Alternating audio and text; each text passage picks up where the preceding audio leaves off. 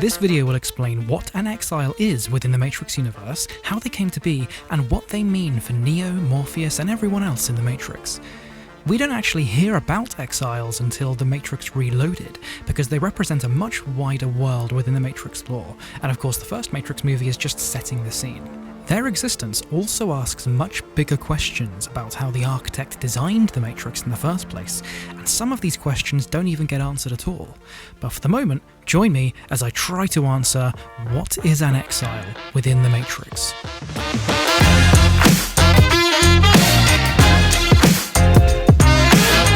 Short explanation is, exiles were programs that had malfunctioned, outlived their purpose, or had been replaced by newer or more efficient programs, but refused to submit to deletion or return to the source. So the long explanation is that, of course, casting our minds back to how humans were defeated in the first place. Humans and machines had a war against each other in the later 21st century, which the machines won, and they plugged every human mind into this giant metal hive. They created a matrix. Rather than creating this virtual world that just ran by itself, they had to create individual programs that controlled things like the weather, or electricity, or gravity, or other planets, or all these other things. Everything that exists within the Matrix had to be controlled in some way, and the machines used programs to do this. Now, all of these programs were not really recognized by people within the Matrix, by other humans within the Matrix, because if they were doing what they were supposed to do, they'd be invisible. You know, like gravity. You can't see gravity working, can you? No, that's because in the Matrix, it was being controlled by a program that was invisible. However, in the world of the Matrix, people still see ghosts, people still see angels, people still see vampires. But as the Oracle says in The Matrix Reloaded, the only time humans ever see these invisible programs is when they're doing something they're not supposed to do.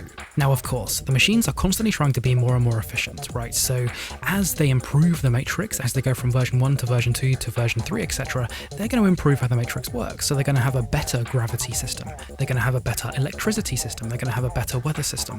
When this happens, what do they do with the old programs? They could simply delete the program. However, this is not within the machine's wheelhouse. This is absolute heresy to the machines. They will never simply delete a program out of the blue. So what do? They give a program the choice. They say to the obsolete weather program, okay, you can either be deleted, or you can exist as an exile within the Matrix, and we will hunt you forever. The programs who choose to hide within the Matrix are exiles. They are rogue programs no longer connected to the source who just try to survive as long as possible. When they enter the Matrix, they need to be surrounded by some kind of shell, some kind of disguise that disguises them as a person. That's why all these exiles that you see in the Matrix Reloaded look basically like humans. In reality, they are just programs with a shell around them to make them blend in with the other humans. A lot of these exiles will still possess the abilities they had when they were connected to the source. For example, Sati, she can still vaguely control the weather, or the ghosts, they can still turn into these weird invisible ghost things, or the vampires and the werewolves, they can still float up and grip to the ceiling with their feet. So let's go over the whole idea of them being hunted again. Of course, the machines love control. That's the whole point in the Matrix. They're trying to enslave the human race, and they've succeeded. However, with these programs that refuse to be deleted, these exiles, the machines need to hunt them down because ultimately, they're a fly in the ointment. They're an error. They're an anomaly, just like Neo is really. They're a thing that they need to delete from the Matrix. As we see in The Matrix Reloaded, when the agents encounter the keymaker, who is an exile, they call him the Exile, and they immediately target him above everyone else. That's because they know how powerful the keymaker is. The keymaker has powers that Trinity and Morpheus and all these other guys don't have. He has the power to go into any door and come out of any door. The machines and the architect are so aware of how powerful all their exiled programs are that they need to hunt them down before anyone else, even before the red pills. The key thing that makes exiles different to agents is that exiles are autonomous. They play by their own rules, which is the exact opposite of the agents. The agents are controlled by the architect. They're controlled by their rules within the Matrix. An agent can only fight with mostly human means. Like, yes, they can dodge bullets, but really they can't float, they can't fly through the sky. Whereas an exiled vampire, for example, can float on the ceiling. An exiled ghost program can turn transparent and float through walls, and even heal themselves. An agent can't do that. When an agent is killed, they simply phase out of this human body and phase into a new one.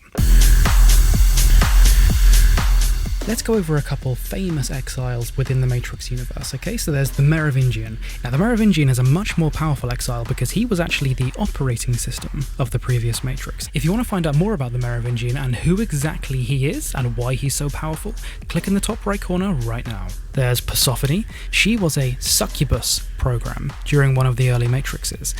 There's the Train Man, obviously. Now the Train Man has control over programs going in and out of the Matrix. So again, when a program faces deletion, they can choose to become an exile, and when they do, they have to go through the Train Man. This is what gives the Merovingian so much power. This is what makes his gang so huge, because every exile has to go through him, really. There's the twins, of course, the twins being the ghosts. Cain, he's one of the Merovingian's thugs, he's a vampire. There's Abel, another one of the Merovingian's thugs, and he's a werewolf. Seraph is an interesting case because Seraph used to be an exile and then became plugged back into the Machine City to protect the Oracle. If you want to find out why exactly Seraph did that and why he has golden code instead of green code, tap in the top right corner right now. There's the keymaker, as I've already said. He is the one who can go in and out of any door within the Matrix. There's Sati. She's the little girl in the Matrix Revolutions. She used to control the weather of the original Matrix systems. And famously, of course, there's Smith. Smith used to be an agent of the system, but then, when Neo killed him at the end of the Matrix, Smith found himself in exile. He found himself unplugged, as he says. He found himself no longer connected to the Machine City. He became an exile without even meaning to. Let's go over a quick timeline of the Matrix story so we can see exactly when certain exiles became exiles. So right at the start, before the humans and machine war even happened, B166ER, that's a robot, he was sentenced to destruction. He refuses and he kills his master in self-defense. This happens in The Second Renaissance, which is one of the Animatrix films that basically explains the entire Matrix backstory. This refusal to be deleted cements the belief in every machine's mind that every machine/program must be given the choice to be deleted or not. This is such a key moment in the machine's development. The machines and humans have a war, and the machines win.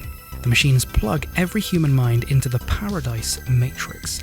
They then write programs to control the humans, for example Seraphim and the Merovingian. Seraphim means angel, and Seraph, obviously, is one of the key agents in this case. We even see more of these Seraphim agents in the Matrix Online. Human minds reject the Paradise Matrix because of the lack of choice, making the Seraphim redundant. So here is a key element, it's one of the first ever exiles to happen. The Seraphim are offered the choice to survive in the Matrix or be deleted. And we know that Seraph chooses to survive in the Matrix, so he becomes an exile. Machines plug human minds into the Nightmare Matrix. They write programs to control them, for example, vampires and ghosts, still with the Merovingian as the operating system. And again, human minds reject the Nightmare Matrix because of the lack of choice, making the ghosts redundant. The ghosts and the vampires and the werewolves, all of these guys. So, all of these monsters are offered the choice to survive in the Matrix or be deleted. They choose exile. The machines create a brand new program, the Oracle, to analyze human behavior. She concludes that human minds need choice, so she is instated as the new operating system, which distresses the Merovingian, of course, because she basically replaced him. The Merovingian chooses exile instead of deletion. The Oracle reinstates Seraph as her protector, so he is no longer in exile and is now connected to the source. The machines create new programs for the modern Matrix. More modern agents, the keymaker, Sati. The modern Matrix reloads 5 times. The 6th version of the Matrix, our Neo, awakens. He becomes the One. This triggers Smith to gain his assimilation abilities, which prompts the machines to flag the keymaker for deletion because Smith can too easily spread. It makes the keymaker completely pointless. So the keymaker is immediately taken by the Merovingian. Sati is flagged for deletion, possibly due to Smith again, because he becomes so powerful that their weather systems become redundant. Ramachandra approaches the Merovingian to request safe passage for Sati, which the Merovingian agrees to if Kamala gives him the deletion code for the Oracle shell. So here's a big question. Where do the Exiles' allegiances lie? Are they on the good side or the bad side? Are they on the human side or the machine side? As we see throughout the whole film, people's allegiances change all the time. Cypher eventually betrays the humans.